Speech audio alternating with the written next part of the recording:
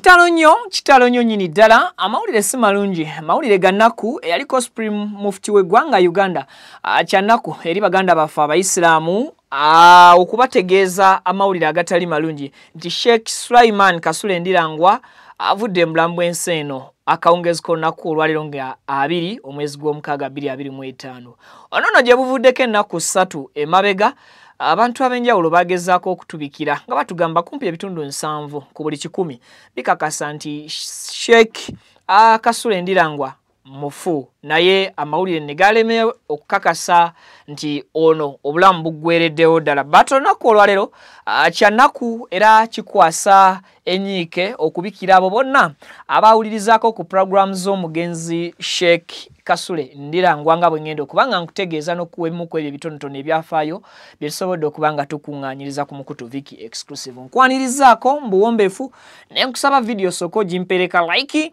kijambeko okubanga edduka ku misinde gy'amaanyi information eno etuke kwayagala okugiraba okwosaako okugiwuliriza mu butongole ne tukusaba otwegatteko ng'osubscribinga ku Mukutu kikuyambeko okubanga ofuna information buli kadde buli ssaawa amawulire gagwirawo we tugakuteera ku ssimu yo ku kompyuta oba ku tab yo kisinzira gadget ki gy'okozesa. Kyannaku era kitalo nnyo nnyini ddala era tutuuse okusasira kwaffe eri baganda baffe abasiraamu tutwala okusasira kwaffe nga Viki Exclusive Family eri baganda baffe abawangaalira ekibuli awo olw'okufa kwa Sheikh Sulaiman Kasule Ndirangwa ono nga yaliko Mufti wa Uganda. Ono nno mu mwaka gwa 1962 olwo yazaalibwa era nga gwali mwezi gwa 10 olwaleero wafiiridde nga abadde aweza egy'obukulu 63. Ono mu mwaka gwa 2021 munajjukira yavaayo n'ategeeza nga bwe yennyudde ku kifo ekya Supreme Mufti era nga mu kaseera ako yalangirira wali eri ebulenga. So olwaleero ye musajja oyo ow'amaanyi yakolako programs ze zayitanga nnyo ku Radio Simba zayitako ku CBS abajjukira Sanyu FM ebiseera ebyo omwami ono omugenzi programs ze zayitangako era mujjukira mu mwaka gwa 2020 mu mwaka gwa 2020 gwennyini nga bateekako Sheikh Ramadhan Mubajje nga Supreme Mufti w'eggwanga Uganda naye kwolondooza ettutumu lye we litandika okubanga lisituka n'eggwanga lyonna okutwaliza wamu lwe litandika okubanga litegera ate Sheikh Sulaiman Kasule Ndirangwa yaani mu mbeera eyo oba mu mbeera endala.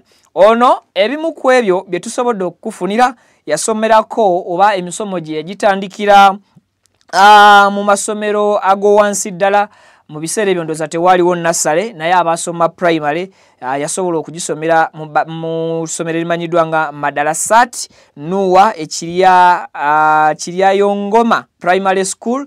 Then bwe yavaawo n'agenda still Museke Primary School wali eri Ekinoni mu Lwengo District. Awo nno we yamalira primary 7 ye oba we yatulira ebigezo bye eby'ekibiina ekyomusanvu. Then mwaka gwa 1974 ono yasobola okuba nti ate ajoininga Bilal Islamic Institute. Ono yasoma okuva ku senior 1 ate mpaka senior 4 olevo nabanga ate agitulidde awo ku Bilal Islamic Institute. Then oluvannyuma Sheikh Kasule Ndirangwa we yava ne yeeyongerayo mu ggwanga erya Saudi Arabia mu ssomero gye yasomera gye bayita Dawa Hadith Makia mu Mecca mu Saudi Arabia era nga ebitabo bye yasobola okusomera awo ebbanga lyonna byali biri equivalent to A level eyawa ne Uganda. So kitegeeza nti omugenzi bwe yamaliriza okusoma siniya ey'okuna yafuluma eggwanga Uganda bw'atyo n'ayolekera Mecca mu Saudi Arabia gye yasobola okusomera siniya eyalibadde ey'okutaano n'ey'omukaaga. Then kakati omugenzi bwe yavaawo mu mwaka gwa 1985 Sheikh Sulaiman Kasule Ndirangwa gye yasobola okuba nga ate ajoiningira Islamic University mu Madina Saudi Arabia still yali asoma nsonga za daawa ndoza bwetwogera ku ddawa tuba tugenze mu ddiini naddala baganda baffe abasiraamu baba basobola okukitegeera bulungi nnyo nnyini ddala. Then kakati bwe yava mu ddawa ng'afunye mu misomo gye egya ddawa yafunamu degree era nga degree gye yafuna yali wano eri equivalent ku muntu asobola okuba nti akola propagation eri Islam oba nga asobola okubuulira bulungi nnyo nnyini ddala enjiri ey'obusiraamu wano mu mwaka gwa 1989 we yakomerawo wano. So okuva we yamala O-level ye n'afuluma eggwanga Uganda n'agenda mu Saudi Arabia eyo yawangalirayo n'amala A-level ye n'asomerayo ne university n'afuna degree ye era nga yagenda okudda wano mu mwaka gwa 1989 yali asobolera ddala bulungi nnyo era nga emisomo gye gikakasa nti asobola okukuba enjiri ey'obuyisiraamu. Then kakati bwe yakomawo yatuukirako awo e Buziga ku Islamic Center n'asomesaawo ng'omusomesa ow'eddiini. At the same time n'agenda e Kabowa Hidayat Primary School still nayo ng'asomesaayo ng'omusomesa ow'eddiini. Awo yava mu mwaka gwa 1992 n'alondebwa nga imam ow'omuzikiti ogwa Kibuli. Yes. So olugendo lwa Sheikh Sulaiman Kasule Ndirangwa lutandika okukyukira ddala nga akuze mu ggwanga Uganda wano mu mwaka gwa 1992 lwe yalondebwa nga imamu wa Kibuli Mosque oba omuzikiti guno ogw'Ekibuli. Wano yaweerezaako ku Sanyu FM mu kaseera ke yabeererako nga ye imamu wa Kibuli, n'aweerezaako ku Radio Simba, n'aweerezaako ku Radio CBS 88 ey'obujjajja era nga programs ze zaamufuula muganzi nnyo ddala ebitenkanika abantu buli omu okutandika okutegeera Sheikh Sulaiman Ndirangwa yaani olw'enjiri gye yali agenda spreading oba enjiri gye yagenda nga asomesa eyamufuula ow'omuwendo oba eyamufuula omuntu ow'omugaso ennyo mu ggwanga Uganda. Then mu mwaka gwa 2000 gwennyini Uganda Muslim Supreme Council bwe yali eronda omukulembeze waayo Sheikh Ramadhan Mubajje nga mufuti w'eggwanga Uganda, Sheikh Ndirangwa awo nawo yayitawo nga ali unopposed, kitegeeza nti yayitawo nga tavuganyiziddwa muntu n'omu yadde n'akatono okubeera nga afuuka representative wa Kibuli Twale oba Kibuli County. Then okuva awo nga akiikirira Kibuli Twale oba Kibuli County nga gikiikirira ku Kampala Muslim District Council. So Sheikh Ndirangwa Uganda emujjukira nnyo nnyini ddala olw'ebigambo bye. Uganda emujjukira nnyo olwa services ze yagenda maaso n'okuba nti oba oliawo addiza abannayuganda olw'obuyigirize obwo bwe yasobola okufuna naddala emyaka gye yasooka okumala mu kusoma kwe okw'eddiini mu Saudi Arabia eyo oba ku kyondo ky'Obuwalabu.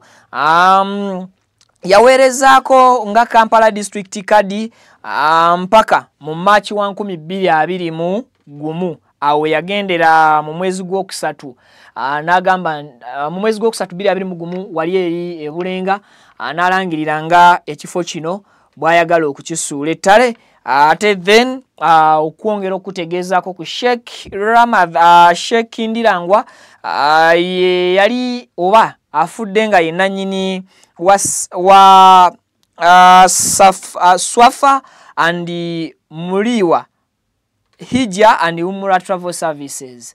So far okufa kwa Sheikh Ndirangwa kyekango kinene nnyo eri baganda baffe naddala abasiraamu ate naddala abo abawangalirako n'okusaalirako ku muzikiti gw'Ekibuli. Kibuli awo waliwo ebyafaayo bya Sheikh Ndirangwa biyitirivu nnyo nnyini ddala era nga n'olunaku olwaleero ebitalo bino we bitugwiriddeko oba eggwanga we bibisanze ab'Ekibuli tusuubira okuba nti akaseera ke bali mu kuyitamu kazibu nnyo, kazibu ddala nnyo ebitenkanika mu mbeera eyo oba mu mbeera endala. Enteekateeka z'okuziika kwe n'emikolo gy'okuba nti basima emirimu gye n'okumusiibula nga Vika exclusive as of now tujja kuba tugikutegeeza mu maaso because essaawa zino ekiriwo kwe kukutuusaako amawulire ate agatasanyusa getwakafuna ku meza yaffe ebisingawo ko ebyo ebikwata ku Sheikh Ndirangwa tujja kujja nabyo mu episode zaffe endala ezigenda okubanga ziddirira